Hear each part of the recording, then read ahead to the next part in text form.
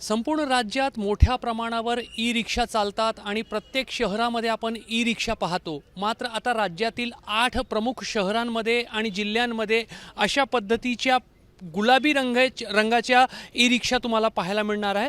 महाराष्ट्र सरकारच्या महिला व बालकल्याण विभागाकडून राज्यातील 8 शहर आणि जिल्ह्यांमध्ये ज्याच्यामध्ये नागपूर, पुणे, नाशिक, अहमदनगर, सोलापूर, कोल्हापूर, अमरावती व छत्रपती संभाजीनगर या 8 जिल्ह्यांचा समावेश आहे। या 8 जिल्ह्यांमध्ये जवळपास 10,000 ई रिक्षा जे आहेत त्या महिलांना उपलब्ध करून दिल्या जात आहेत आणि या 10,000 ई रिक्षाच्या माध्यमातून त्या जिल्ह्यामध्ये महिलांना एक रोजगाराची संधी निर्माण होईल अशा पद्धतीची ही संपूर्ण योजना आहे। आणि महाराष्ट्राचे मुख्यमंत्री देवेंद्र फडणवीस आणि महिला व बालकल्याण मंत्री अदिती तटकरे यांच्या हस्ते आज नागपुरात निवडक 50 महिलांना या पिंक ई रिक्षाची चे वाटप करण्यात आले आहे आणि या माध्यमातून या योजनेची सुरुवात झाली आणि पुढे येणाऱ्या काही दिवसांमध्ये राज्यातील तब्बल 10,000 महिलांना या पिंक ई रिक्षा ज्या आहेत त्या उपलब्ध करून दिल्या जाणार आहे।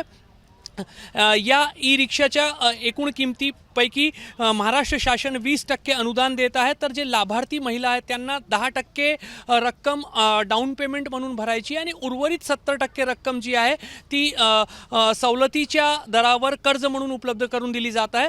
त्यामुळे महिलांच्या सक्षमीकरणासाठी एक अभिनव पाऊल जो आहे तो महिला व बालकल्याण विभागाकडून उचलण्यात आलेला आहे आणि आज या योजनेचा नागपुरात शुभारंभ झाला असून लवकरच राज्यात अशा पद्धतीची पिंक ई रिक्षा, गुलाबी रंगाची ई रिक्षा जी आहे ती मोठ्या प्रमाणावर धावताना तुम्हाला पाहायला मिळेल आणि या माध्यमातून एका प्रकारे महिलांचा सक्षमीकरण व्हावं, त्यांना रोजगार मिळावा यासाठी ही जी योजना आहे ती राबवली जात आहे। याच्यामध्ये कायनेटिक ग्रीन ही जी कंपनी आहे त्यांचाही सहयोग जो आहे तो महाराष्ट्र सरकारला मिळतोय आणि आज या योजनेचा नागपुरात शुभारंभ झाला आहे। कॅमेरामॅन मिथुन आदमनेसह रजत वशिष्ठ, एबीपी माझा, नागपूर।